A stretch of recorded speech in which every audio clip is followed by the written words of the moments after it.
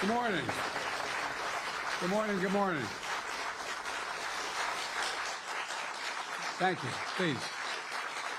Thank you. Good to see this cabinet and the staff together here.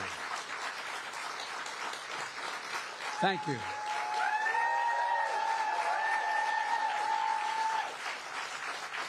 Thank you, thank you, thank you. Please. Thank you, thank you, thank you. It's good to see you all. Particularly good to see my granddaughter sitting in the front row here. Hi, Finn. How are you, honey? For over 200 years, America has carried on the greatest experiment in self-government in the history of the world. And that's not hyperbole, that's a fact. We're the people. The people vote and choose their own leaders, and they do it peacefully. And we're in a democracy. The will of the people always prevails. Yesterday, I spoke with President-elect Trump to congratulate him on his victory. And I assured him that I'd direct my entire administration to work with his team to ensure a peaceful and orderly transition. That's what the American people deserve. Yesterday, I also spoke with Vice President Harris. She's been a partner and a public servant. She ran an inspiring campaign, and everyone got to see something that I learned early on to respect so much, her character. She has a backbone like a ramrod. She has great character, true character. She gave her whole heart and effort, and she and her entire team should be proud of the campaign they ran. You know, the struggle for the soul of America, since our very founding, has always been an ongoing debate and still vital today. I know for some people, it's a time for victory, to state the obvious. For others, it's a time of loss. Campaigns are contests of competing visions. The country chooses one or the other. We accept the choice the country made.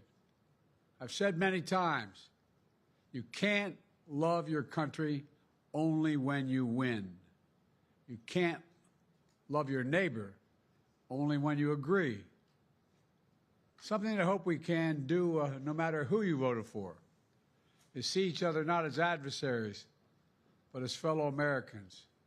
Bring down the temperature. I also hope we can lay to rest the question about the integrity of the American electoral system. It is honest, it is fair, and it is transparent. And it can be trusted, win or lose. I also hope we can restore the respect for all our election workers who busted their necks and took risks at the outset. We should thank them. Thank them for staffing voting sites, counting the votes, protecting the very integrity of the election. Many of them are volunteers who do it simply out of love for their country. And as they did their duty as citizens, I will do my duty as president. I'll fulfill my oath, and I will honor the Constitution.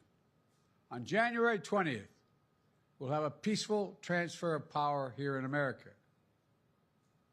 To all our incredible staff, supporters, cabinet members, all the people who've been hanging out with me for the last 4 years, God love you, as my mother would say.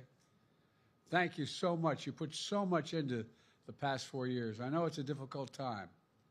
You're hurting. I hear you and I see you. But don't forget all that we accomplished. It's been a historic presidency. Not because I'm president, because what we've done, what you've done. A presidency for all Americans. Much of the work we've done is already being felt by the American people, but the vast majority of it will not be felt over the next 10 years. We have legislation we passed that's just only now just really kicking in. We're going to see over $1 trillion worth of infrastructure work done, changing people's lives in rural communities and communities that are in real difficulty because it takes time to get it done. And so much more it's going to take time, but it's there. The road ahead is clear, assuming we sustain it. There's so much we can get done and will get done based on the way the legislation was passed. And it's truly historic. You know, we're leaving behind the strongest economy in the world. I know people are still hurting, but things are changing rapidly. Together, we've changed America for the better. Now we have 74 days to finish the term, our term. Let's make every day count. That's the responsibility we have to the American people. Look, folks, you all know it in your lives. Setbacks are unavoidable, but giving up is unforgivable. Setbacks are unavoidable, but giving up is unforgivable. We all get knocked down. But the measure of our character, as my dad would say, is how quickly we get back up. Remember, a defeat does not mean we are defeated. We lost this battle. The America of your dreams is calling for you to get back up. That's the story of America for over 240 years and counting. It's a story for all of us, not just some of us. The American experiment endures. We're going to be okay, but we need to stay engaged. We need to keep going. And above all, we need to keep the faith. I'm so proud to have worked with all of you. I really mean it. I sincerely mean it. God bless you all. God bless America. And may God protect our troops. Thank you, thank you, thank you.